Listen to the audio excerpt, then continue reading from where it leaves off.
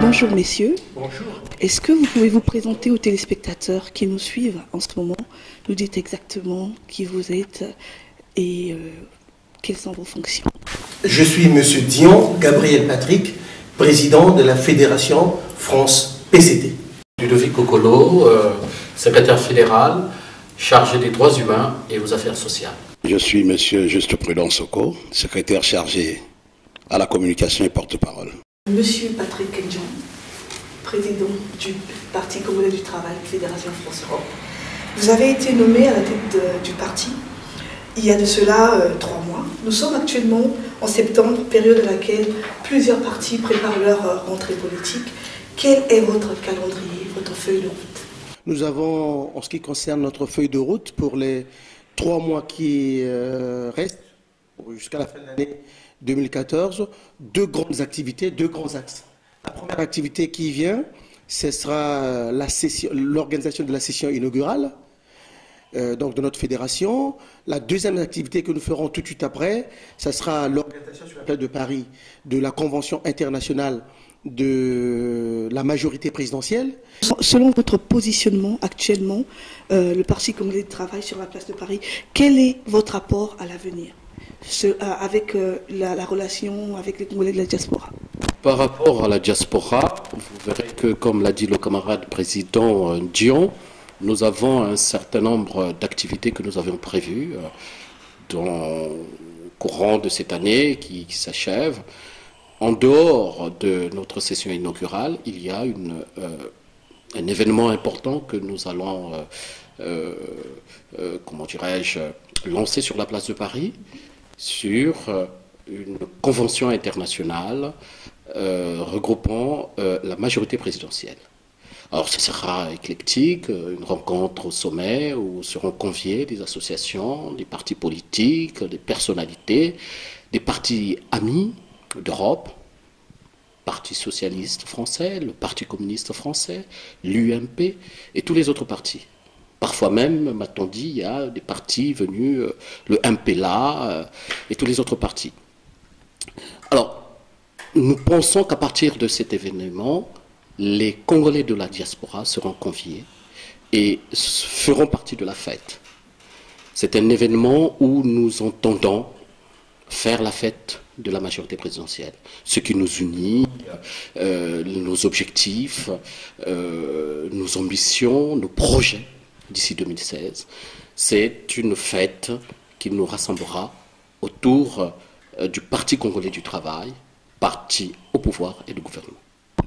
Aujourd'hui, le Parti congolais du travail s'est structuré au niveau de Paris, alors qu'actuellement, le Congo est un peu à la croisée des chemins, avec les questions liées au changement de la Constitution, à un éventuel 3e mandat du président de la République. Est-ce une simple coïncidence ou c'est question de stratégie? Je ne pense pas que ce soit ni l'un ni l'autre, ce à quoi je crois, moi, naturellement. Mais en tant que politique, il m'appartient de vous signifier que la restructuration et la structuration du Parti congolais du travail, qui a eu lieu à Paris du 21 au 22 juin, n'a rien à voir avec le sens que vous avez donné par rapport à la formulation de votre question. Pour en revenir, je crois que pour les questions liées au changement ou d'autres questions qui se rapportent à la Constitution au Congo sur le plan national, que ce soit aussi sur le plan international, puisque la diaspora dont vous faisiez état tout à l'heure a réagi à cette problématique-là. Je pense que nous, Parti congolais du travail, nous n'avions pas officiellement une position. Nous ne sommes pas encore prononcés d'une façon officielle. En tout état de cause, je crois que nous avons eu l'occasion de l'exprimer au micro de vos confrères sur le plan national. Nous avons dit ceci: le premier d'entre nous, c'est-à-dire le secrétaire général du Parti congolais du travail, le camarade Pierre Ngolo, ne s'est pas encore exprimé sur cette problématique. Est-il que, jusqu'à ce jour, le Parti congolais du travail mène à bien sa réflexion sur cette problématique, vu par rapport à sa posture nationale, c'est-à-dire à partir du gouvernement, comme nous pensons que viendra un moment où nous parlerons, nous débattrons de cette question-là liée au changement ou pas de la Constitution. Donc selon vous, ça n'a rien à voir d'une stratégie ou d'une seule coïncidence? Non, rien à voir, madame. Je vous le dis sincèrement, et même si on dit souvent que dans la sphère politique, la sincérité est rare, mais je vous le signifie ici, au nom du Parti congolais du travail, en tout cas de la Fédération PCT France, que ça n'a rien à voir ni avec la stratégie, ni avec d'autres suggestions sous d'autres formes. Notre parti a eu à tenir son dernier congrès, et après ce congrès, il était normal que le secrétaire général puisse passer pour pouvoir mettre en place dans tous les départements, mettre en place les nouvelles structures. Et le Parti congolais du travail en France, depuis qu'il est né, n'avait jamais eu des structures officiellement mises en place.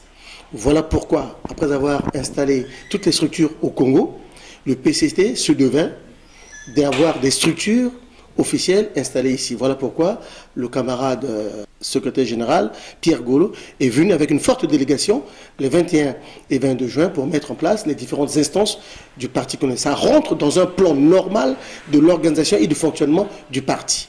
Et la mise en place de ces structures, de ces instances-là, on fait en sorte que nous puissions aujourd'hui être donc à la tête du parti, permettra une bonne organisation et un bon fonctionnement du parti sur le plan extérieur. Pas seulement au Congo, mais en Europe et particulièrement en France. Récemment aux États-Unis, le président de la République, Denis Sassou Nguesso, a parlé sur le problème du changement de la Constitution. Il a évoqué ce sujet en disant qu'il se fera par voie de référendum. Le Parti congolais du travail, étant le parti de la majorité, peut désormais se prononcer là-dessus, ou nous devons toujours attendre une réponse? Nous avons suivi, en tant que militants du Parti congolais du travail, avec beaucoup d'attention, l'intervention du président Denis Sassou Nguesso, chef de l'État congolais, à partir des États-Unis d'Amérique. Il peut en sortir beaucoup d'analyses, mais politiquement, il est normal que nous constatons que le président Denis Sassou Nguesso n'est pas seulement le président des Congolais militants au sein du Parti congolais du travail. Il est au-dessus de la mêlée. Étant au-dessus de la mêlée, je pense qu'il est tout à fait normal qu'il ne tienne pas compte d'une tendance qui s'exprime soit sur le changement, soit pour garder, soit pour une autre forme constitutionnelle. Il est tout à fait normal qu'il soit au-dessus. Mais quand il parle de la disposition référendaire, en fait, il s'agit de quoi? Il s'agit d'un recours, d'ailleurs je crois constitutionnel, hein, un recours juridique. C'est une disposition qui permet à ce que l'on puisse trancher des problèmes lorsque un peuple se retrouve dans un tel cafouillage, ou lorsque un peuple se retrouve dans une situation interrogative.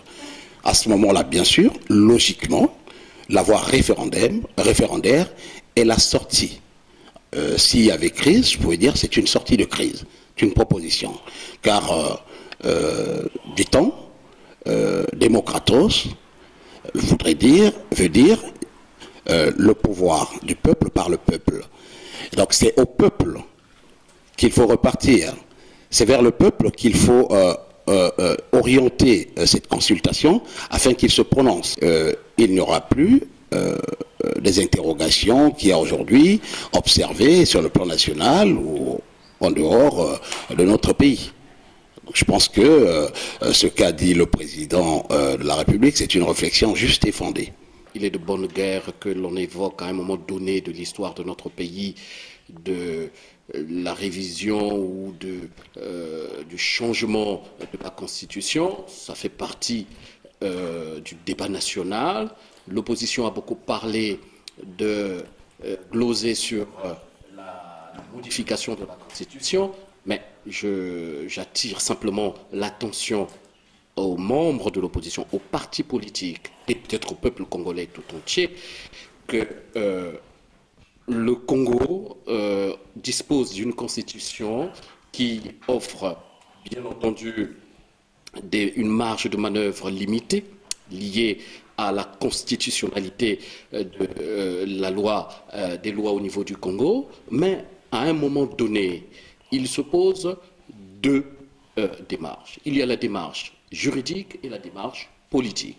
La démarche juridique veut que l'on applique à la lettre la constitution actuelle de 2002, et c'est sur ça que glosent les partis d'opposition, mais sachez que nous sommes en politique.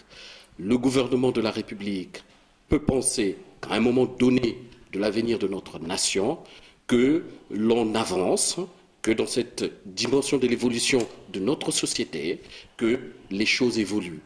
L'on peut évoquer un changement de constitution, un changement de régime, et il reviendra, puisque le chef de l'État, depuis les États-Unis, a pensé qu'on pouvait procéder par voie référendaire pour adopter ou envisager le changement d'une constitution. Cela n'est que de bonne guerre. C'est un débat national ouvert à tout le monde, l'opposition, les partis politiques, la société civile, tout le monde doit se prononcer là-dessus. Cette vision du chef de l'État concourt au débat national. On ne peut pas interdire aux gens de débattre sur la constitution d'une nation. Si l'opposition s'enferme dans une constitution sur laquelle ils disent que nul ne peut la changer après 2 mandats avancés, nous trouvons que cette constitution a des limites et que ces limites doivent être dépassées par une marge de manœuvre qui permettrait d'aller consulter le peuple, parce que le peuple est souverain dans une démocratie. Et cela fait partie de la bonne gouvernance. J'aimerais apporter un addenda là-dessus. Il faut savoir qu'il n'y a aucun pays dans le monde, sur les 5 continents, doté d'une constitution écrite. Parce qu'il y a des pays qui ont aussi une constitution orale, les royaumes. Donc je disais, il n'y a aucun pays, c'est sans exception, doté d'une constitution écrite qui puisse dire que voilà, dans sa constitution, il n'y a jamais eu de révision ou de changement. Aucune constitution n'est figée, ça c'est de 1. De 2, toute œuvre humaine est perfectible. La Constitution est une œuvre humaine. Ce sont des gens, ce sont des parlementaires, l'Assemblée nationale et le Sénat, qui sont réunis pour pouvoir réfléchir à une période donnée.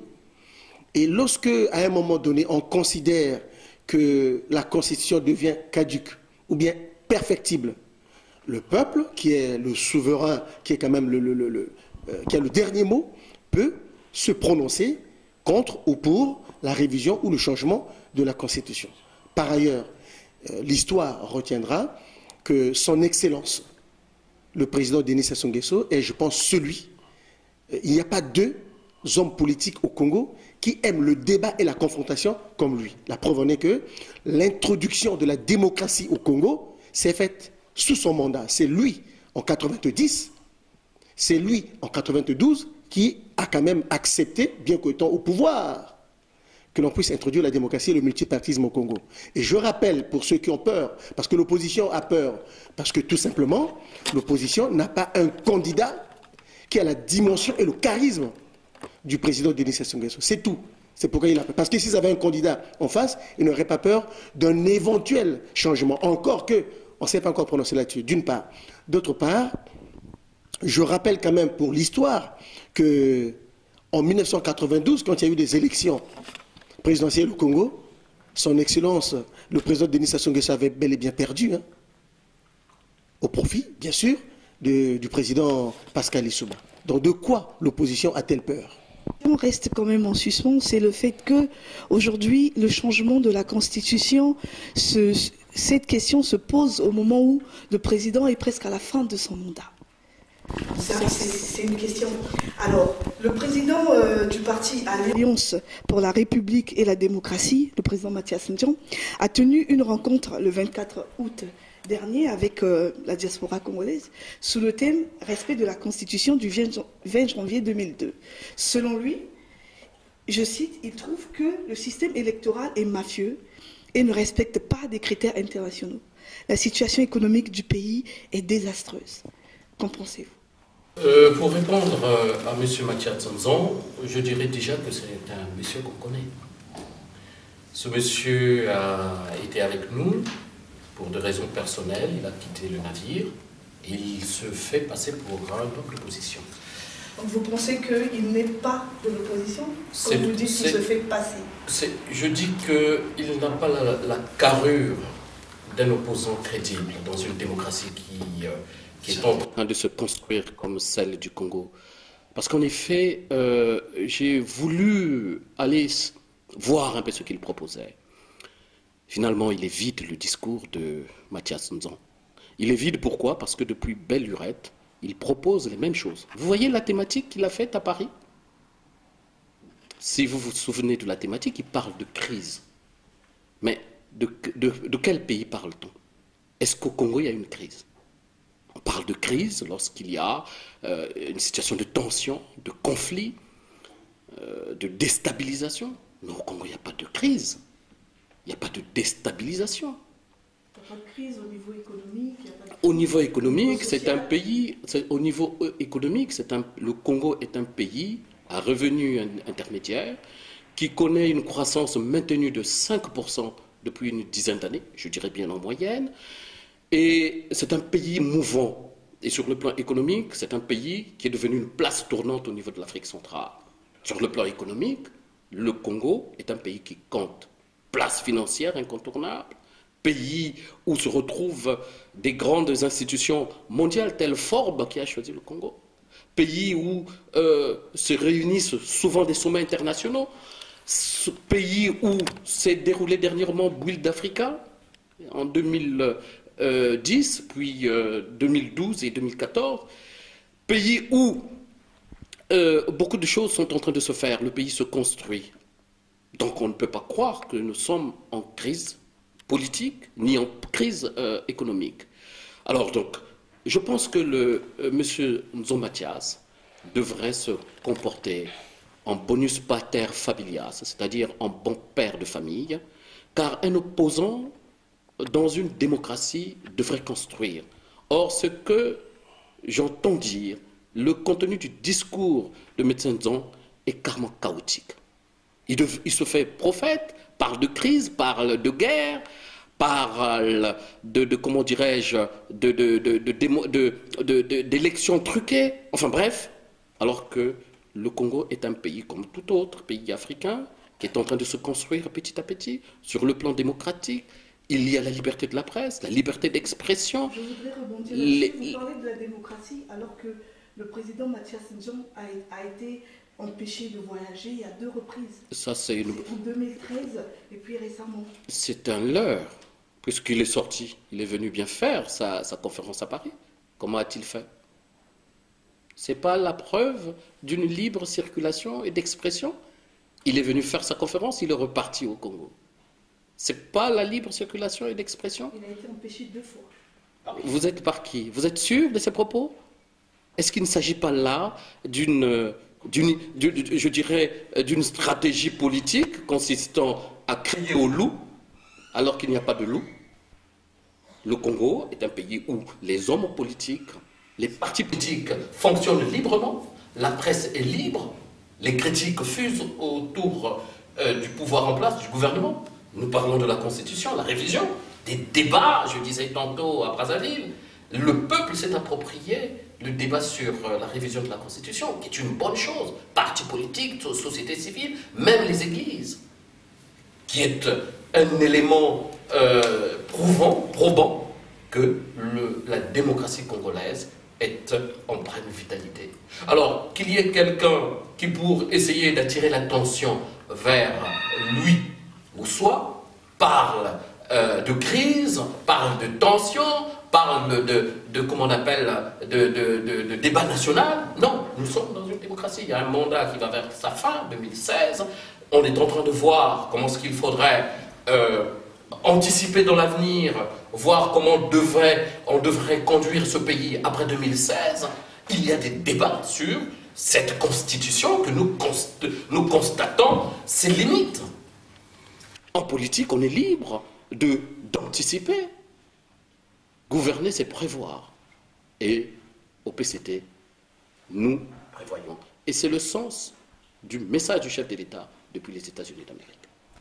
Savez-vous que M. Mathias Dion est congolais et qu'il est membre de l'opposition? L'opposition a un rôle à jouer dans le concert politique de la nation, car le président Denis Sassou Nguesso est le premier à accepter les règles de jeu politiques qui s'imposent en nous sur le plan national. C'est pour dire que M. Mathias Dion, hélas, pour moi, c'est un opposant, un politicien de l'opposition qui fait faillite.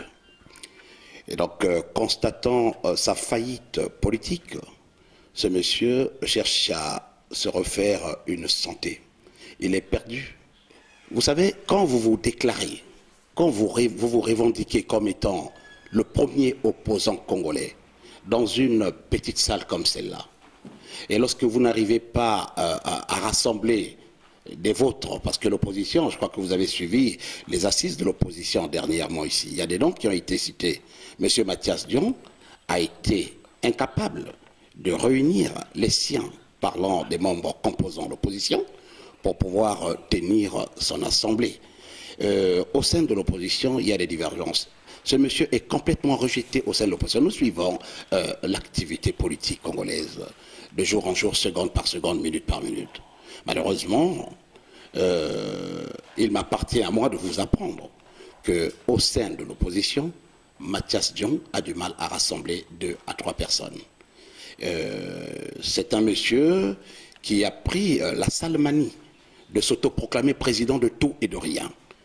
Il dit aux gens, il dit aux Congolais, il réunit les Congolais pour leur faire comprendre qu'il est le leader de l'opposition. Ils ont un sérieux problème de leadership qui commence d'abord à rassembler au sein de l'opposition congolaise pour prétendre à rassembler les Congolais sur le plan national.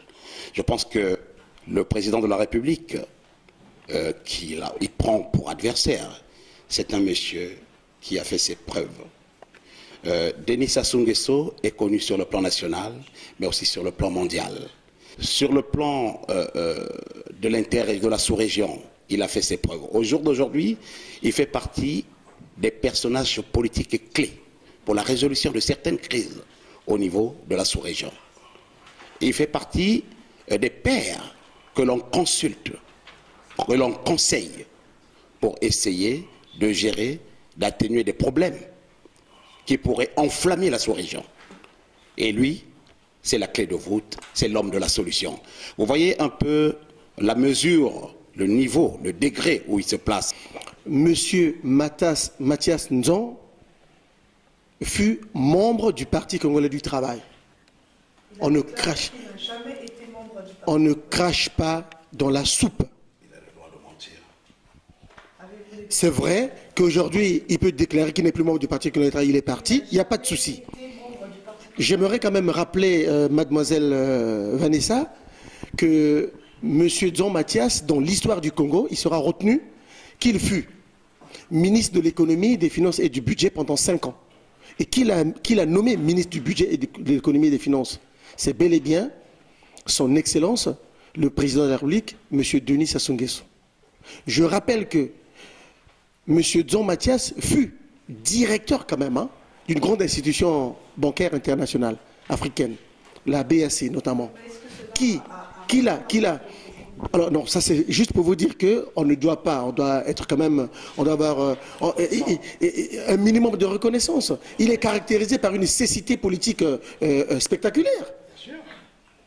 Il faut qu'il reconnaisse quand même des choses. Il n'a même pas un minimum de reconnaissance vis-à-vis de la personne qui a fait de lui ce qu'il est aujourd'hui. Ensuite, un peu de décence quand même. On ne peut pas s'auto-proclamer leader de l'opposition alors qu'on ne peut pas réunir cette opposition. Revenons sur la question des festivités. Vous avez participé aux festivités du 54e anniversaire de l'indépendance du Congo à Sibiti. Quelles sont vos impressions sur toutes les réalisations faites, d'autant plus que le budget a été de 450 milliards? Je crois qu'au sortir de la guerre en 1997, vous avez vu le Congo. Vous avez vu le visage social de la nation, qu'il me plaise à le dire, très effrayant. Le président de la République a pris des engagements vis-à-vis des Congolais. Et il s'est engagé à mettre un programme express nommé La Nouvelle Espérance pour commencer un début de pansement de plaie, on va dire, social au Congo-Brazzaville. Nous l'avons matérialisé avec succès. Ce programme nous a permis ensuite d'arriver au chemin d'avenir que vous connaissez très bien, mais en parallèle, nous avons aussi développé un programme économique que vous appelez la municipalisation accélérée, dont nous avons ici tous trois, mon président et camarade Kokolo, le plaisir de vous dévoiler des secrets de la saveur qui sort de notre constat. Puisque nous rentrons fraîchement de Brazzaville, nous étions à Sibiti.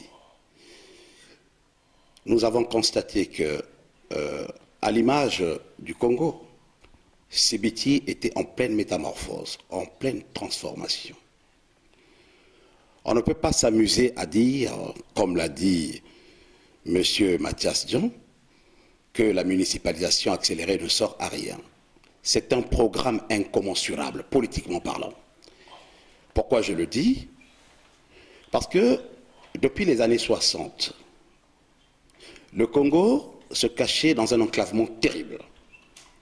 Si Mathias Dion est congolais, il doit le savoir. Que pour quitter Brazzaville, aller à Ouesso, c'était un long périple. Pour quitter Brazzaville, aller jusqu'à Sibiti comme nous l'avons fait, rien qu'à Sibiti, c'était un grand problème.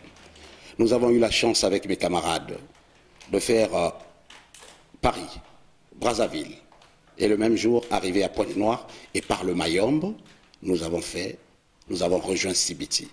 Elle est quand même périlleuse, cette route. Non, mais pas du tout, je dirais plus à l'aise. Plus à l'aise parce que vous êtes jeune, vous n'avez qu'à... Voilà, vous n'avez... Mais les accidents, madame, même ici sur le périph' à Paris, il y en a. Alors, nous avons constaté ce travail formidable qui s'est matérialisé par l'idée d'un homme, une idée politique de construire son pays. Nous avons constaté la transformation de la Lécoumou. Nous avons constaté l'évolution vers un développement. Ce qui nous intéresse aujourd'hui, ce sont des paris politiques dont nous nous sommes lancés. Des paris politiques qui nous engagent vis-à-vis des Congolais. C'est ce qui nous intéresse. Aujourd'hui, le président de la République, il nous reste jusqu'à 2015 pour finir cette phase de transformation de l'intérieur du Congo. Donc sortir de l'enclavement. Denis Sassou Nguesso restera l'enfant de la République, ce fils du pays qui aurait sorti le Congo de l'enclavement. Madame, j'aime toujours m'appuyer sur un exemple. Avant que ce soit le singe ou, je ne sais pas, un autre gibier qui pourrait venir de Ouesso à Brazzaville, parfois il arrivait pourri. Mais au jour d'aujourd'hui, en 2010, 2013, j'étais à Brazzaville et j'ai demandé à ce que qu'on puisse m'envoyer un singe le Wisto. Le singe est envoyé le matin. Le soir, j'ai été le récupérer par l'océan du Nord. Et je peux dire que j'ai mangé ce singe frais comme si j'ai pris part à la chasse. C'est pour vous dire, là, ce sont des conséquences matérielles de la politique, de la vision politique de Denis Sassou Nguesso. C'était un grand visionnaire. Sur le plan strictement définitoire ou épistémologique, j'aimerais rappeler que qu'est-ce que c'est la municipalisation accélérée? La municipalisation accélérée est un programme qui a deux grandes ambitions, deux grands objectifs. Le premier objectif, c'est la modernisation des grandes villes, des grandes cités de la République du Congo. Le deuxième objectif, c'est le désenclavement, c'est l'industrialisation de l'économie congolaise. Voilà. Et donc, depuis 10 ans, on constate, sauf si tu es d'une cécité politique comme M. Jean Mathias, on constate des transformations spectaculaires de la société congolaise, de l'économie congolaise. Et cette politique de municipalisation accélérée est basée fondamentalement sur la mise en place des infrastructures administratives, des infrastructures sociales, des infrastructures économiques qui vont dans le sens de la mise en place de faire asseoir le Congo dans le chemin de l'émergence à l'horizon 2025. Ces infrastructures de base sont la condition nécessaire et suffisante d'un développement économique et social. On ne peut pas développer un pays tant qu'on n'a pas ces infrastructures-là. Maintenant, lorsque M. Jean Mathias dit que voilà, c'était un gouffre, on a dépensé 450 milliards, mais écoutez, si vous habitez dans la ville de Sibiti, nous avons eu la chance d'y aller, lui, ça fait très longtemps qu'il n'a pas été là-bas. Nous y avons été, la ville de Sibiti s'est complètement métamorphosée. Ce n'est plus la ville qu'il avait laissée, il est là 10 ans. Nous avons toutes les infrastructures maintenant qui ont été mises en place. Que ce soit les infrastructures routières, aéroports, les infrastructures de base qui permettront le désenclavement de la ville de Sibiti et de tout le département de la Lékoumou. Donc il ne peut pas parler d'un mauvais usage et d'une mauvaise gouvernance des fameux 450 milliards. Ensuite, tout investissement nécessite de l'argent. On ne peut pas parler d'une municipalisation accélérée, on ne peut pas parler de la mise en place des infrastructures de base, on peut parler d'un désenclavement, d'une industrialisation sans parler financement. Donc, si M. Jean Mathias n'a pas encore, depuis un certain temps, fait le tour de nos départements, je le convie, en tout cas, à faire le tour et à remarquer, il remarquera d'ailleurs que le Congo est en train de se métamorphoser et hier, on était sous-développé, mais aujourd'hui, on est quand même parvenu intermédiaire.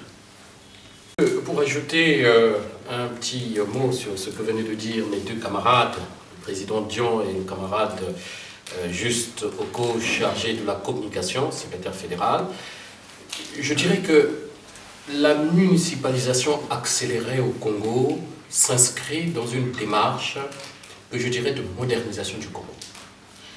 C'est l'émergence du Congo, qui est le fruit des normes. Son Excellence Denis Sassou Nguesso, qui est devenu aujourd'hui un constructeur de notre nation. Il a mis sur pied un schéma directeur, que j'appellerais moi, d'aménagement du territoire, fondé sur ce que l'on appelle le concept de municipalisation accélérée. En effet, tout est parti après la période d'après-guerre. En 1997, on sort de la guerre, le peuple est divisé, il a fallu réunir le peuple, réconcilier. C'est tenu à Brazzaville en janvier 1998, 4 mois après la guerre, ce que l'on appelle un forum pour la réconciliation, la reconstruction et le développement. Et sa volonté. En 1998, le chef de l'État lance cette dynamique, puis de 1998 à 2002, il met sur pied, après avoir consolidé la paix, c'est-à-dire sortir du forum, nous rentrons dans une phase qu'on appelle celle de la consolidation de la paix, parce que nous sortions d'une guerre. Et cette consolidation de la paix a mené de 2002 à 2009 ce que l'on appelle la période de l'espérance. Le peuple se réconcilie, la paix est visible, il faut donner de l'espoir aux Congolais. Donc s'ouvre une nouvelle phase qui part de 2002 à 2009, l'espérance. Après l'espérance, sortir de l'espérance. En 2010, le président de la République, son Excellence Denis Sassou Nguesso, fait un discours mémorable de fin d'année en 2010, où il parle d'une nouvelle période qui s'ouvrait de 2009 à 2016, qui est le chemin d'avenir. Donc les municipalisations accélérées s'inscrivent dans cette dynamique. Le chemin d'avenir, c'est la modernisation du Congo, c'est la construction d'infrastructures, c'est l'émergence du Congo. La construction d'infrastructures qui est partie depuis cette période, et puis depuis cette période à maintenant, nous vivons aujourd'hui, nous avions vécu à Sibiti la 10e municipalisation accélérée, où on a vu presque une ville sortir de terre. J'étais très étonné des mémoires de Sibitiens, si je puis les appeler ainsi. Les gens n'ont pas vu la transformation accélérée de leur ville. Parce que c'était un village, une campagne, comme on connaît au Congo. Mais quelques mois après, dans le cadre des préparatifs du 54e anniversaire de notre indépendance et dans le cadre de la construction nationale, donc dans le concept de municipalisation accélérée, les gens ont vu une ville sortir de terre. Moi, j'étais impressionné, épaté, de voir Sibiti, la ville de Sibiti, avec toutes les infrastructures modernes. Des routes, de l'eau, de l'électricité, des stades, la construction d'une mairie moderne, la construction d'une préfecture, des usines. Bref, ce qu'on a vu à Sibiti est l'hypothèse d'école de ce qui s'est passé dans presque tous les départements de notre pays.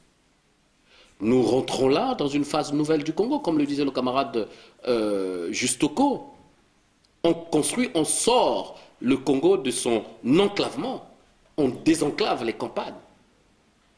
Après la construction de ces infrastructures, que les Congolais peuvent avoir accès à l'eau, à l'électricité, aux routes, aux institutions modernes représentant l'État, ne sommes-nous pas dans un pays moderne qui se construit? Ne sommes-nous pas dans l'émergence? Il s'avère que à chaque moment, après les municipalisations, ces villes sombrent en fait dans des crises de famine et tout ça. Comment vous pouvez... Mais là aussi, il y a une chose que je voudrais dire. Merci de me poser cette question de cette manière, d'emboîter de cette manière-là. Une fois que l'aménagement du territoire a été lancé, le schéma directeur établi, mais il revient au peuple congolais. Il revient au peuple congolais de s'en approprier. Ce n'est pas seulement le problème du gouvernement ou du chef de l'État, du président de la République. Il revient aux forces vives de la nation de s'en approprier. Aujourd'hui, Sibiti sort de terre. C'est à moi qui pense que Sibiti a des potentialités d'aller investir à Sibiti, d'aller faire en sorte que Sibiti devienne une place tournante, devienne, je dirais, une métropole du département de la Lékoumou. Sibiti, comme tous les départements du Congo, regorge de potentialités économiques. Donc il revient au peuple congolais, aux opérateurs économiques, aux chercheurs, aux universitaires, aux commerçants, aux individus, à tout le monde de sa télé, pour que Sibiti puisse profiter de ces édifices qu'ils viennent de se faire lotir et de les utiliser à bon escient, c'est-à-dire d'exploiter ce que l'État a mis sur pied. Donc cela doit être vrai pour Sibiti, pour tous les départements, cela est vrai pour toute la République. Et à un moment donné, il faudrait que l'on essaie d'agencer tout cela par une espèce de synergie qui sera créée pour la structuration de toutes ces constructions, de toutes ces infrastructures qui ont été conçues pour qu'il y ait une espèce de fonctionnement que je dirais normal d'un pays où on dit un pays qui se développe, c'est un pays qui a des routes, qui a des institutions mises sur pied pour le fonctionnement de l'économie. C'est ce qui a été fait pour Sibiti. Donc il revient aux Congolais de s'en approprier. C'est un appel que je lance au peuple congolais. Allez-y, appropriez-vous Sibiti. Faites vivre Sibiti comme tous les départements. L'État a fait son rôle, il revient au peuple de faire le reste. Le problème que pose la journaliste Vanessa est un problème de gestion. Les infrastructures ont été mises en place par le gouvernement, par le biais donc de la politique du chef de l'État, conduite par le chef de l'État, son Excellence M. Denis Sassou Nguesso. Il appartient maintenant à tous les agents économiques, tous les opérateurs économiques, de pouvoir bien gérer ces infrastructures qui ont été mises en place, créant ainsi une dynamique économique urbaine, une dynamique économique départementale, une dynamique économique interdépartementale et pourquoi pas une dynamique économique nationale. Créer donc une articulation de ces différentes infrastructures entre tous les départements de la République du Congo. Donc c'est un problème de gestion. Quand il s'agit d'un problème de gestion, ce n'est plus le président de la République. Je terminerai cet entretien, cette interview par une question parce que à vous entendre, vous êtes dans le souhait pour que le président de la République, Denis Sassou Nguesso, brigue un 3e mandat. Et quelle est la place pour la jeunesse congolaise? Mais je semble constater sur le terrain un engouement pour un 3e mandat pour le chef de l'État. Le chef de l'État ne s'est pas encore prononcé, mais il y a des velléités à cela. Parce qu'en effet, le peuple veut cela. Le peuple veut. Dans une démocratie, le peuple est souverain. Et lorsque la souveraineté d'un peuple est, je dirais, visible, par la volonté, par son envie, par, je dirais, ses desiderata, je ne vois pas comment est-ce qu'on pourrait aller à contre-courant, je dirais, à contre-sens de cette volonté populaire. La nation, le peuple congolais, vous allez dans toutes les régions, il y a un engouement pour que son Excellence Denis Sassou Nguesso, président de la République, sortant en 2016, puisse se représenter. Il y a donc là un engouement du peuple. Et que cet engouement, qu'il soit de la majorité, l'opposition doit en tenir compte.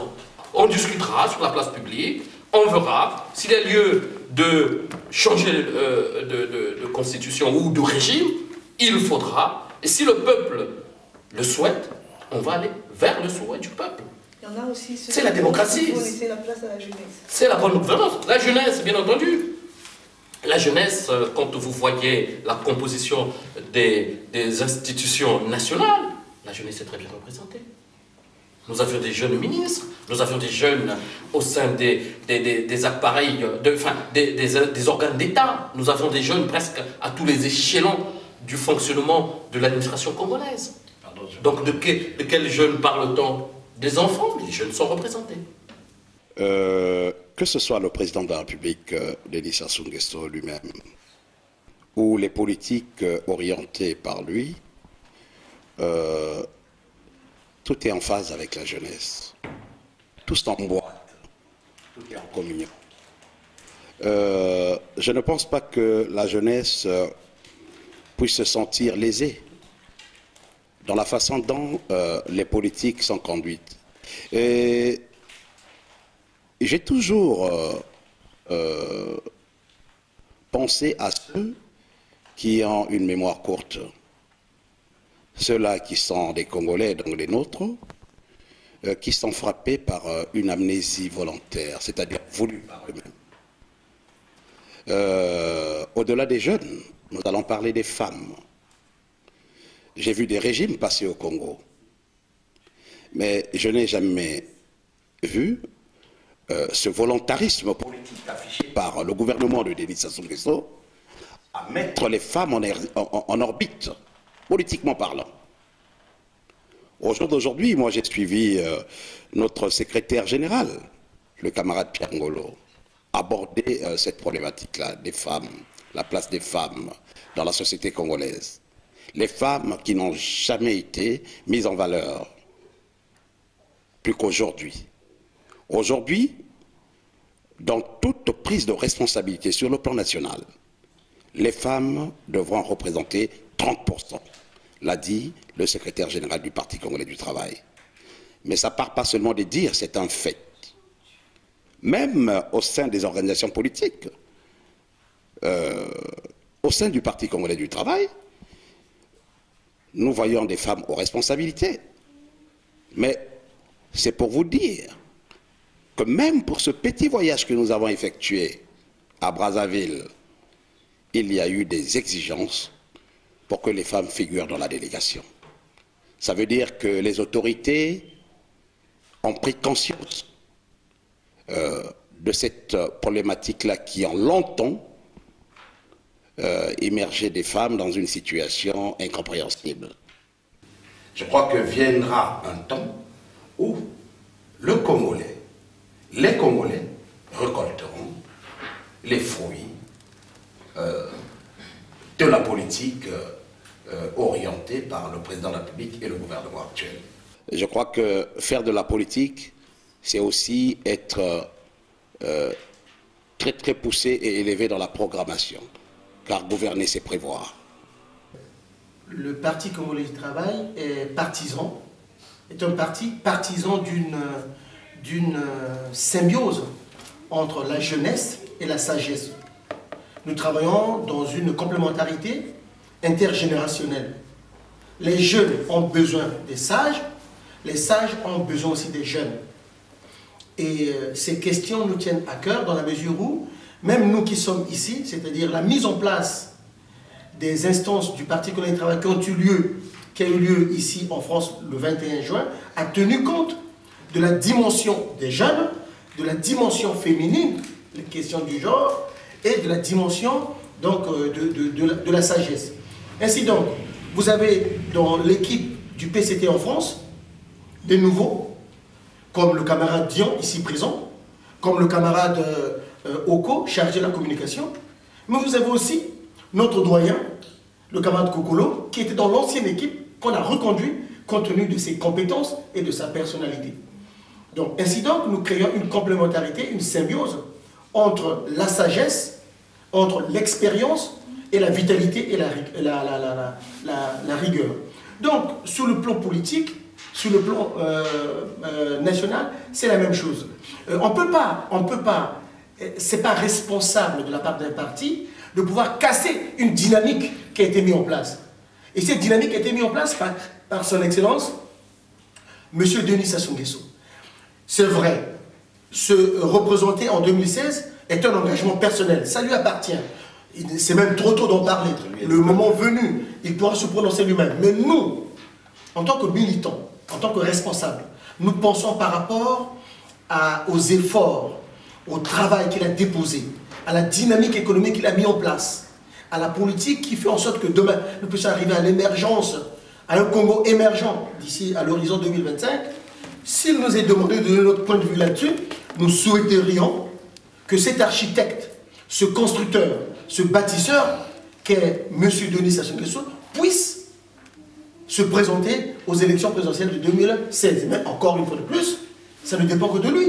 Mais nous, le peuple tel qu'on peut le constater, nous, le parti tel qu'on peut le constater, dans tous les départements du Congo, on constate un engouement, on constate une volonté populaire du peuple qui souhaite à ce qu'il puisse se représenter. Et nous disons que le dernier mot appartient au peuple, puisqu'en droit on dit que le peuple est le souverain.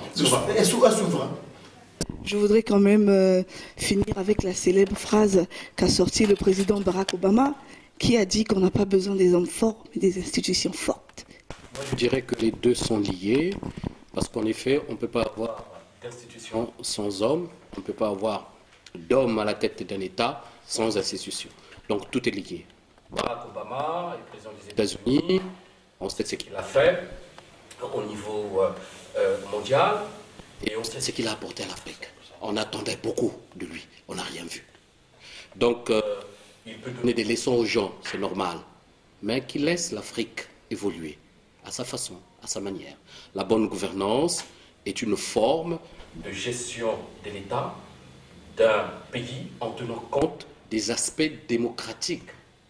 Le Congo, c'est un pays qui se construit, où il y a une démocratie rampante, il y a des institutions démocratiquement établies, il y a des représentants, c'est-à-dire des partis politiques qui font campagne, qui participent aux élections, il y a la société civile, il y a des règles de jeu, il y a des objectifs à atteindre. Là, actuellement, pendant qu'on parle, je pense qu'au niveau national, il y a des élections locales qui se tiennent. Donc tous les partis politiques du pays sont appelés à aller concourir pour avoir un mandat. Donc c'est un pays qui se construit sur le plan démocratique. Dans des conditions électorales mafieuses, comme a dit M. Mathias. Oh, vous savez les mots, hein, on peut dire ce qu'on en veut dire. Hein. Vous savez, lorsque vous allez un peu regarder de près ce qu'est cet homme-là, je pense qu'il représente plus la mafia que la réelle politique. Monsieur Mathias Dion qui parle de la mafia, j'ai bien peur qu'il soit le premier mafieux. A-t-il oublié que lui, ministre des Finances, l'affaire Umberto, puisque vous êtes journaliste donc enquêteuse, vous le savez, l'affaire Umberto, lui, ministre des Finances, voilà une mafia qui s'organise au Congo-Brazzaville, dont un étranger arrive chez nous, s'empare avec des milliards les citoyens congolais.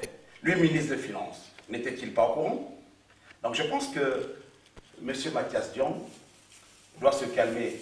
Quand on a la bouche pleine, on ne parle pas. Eh bien, je vais lui répondre par une célèbre citation dont je tairai le nom de l'auteur en disant que oh, si jeunesse savait, oh, si vieillesse pouvait. Mesdames et messieurs, vous venez donc là de suivre l'interview réalisée avec le Parti congolais du travail Fédération France-Europe. Je vous dis à très bientôt sur Afrique Web TV. Ciao.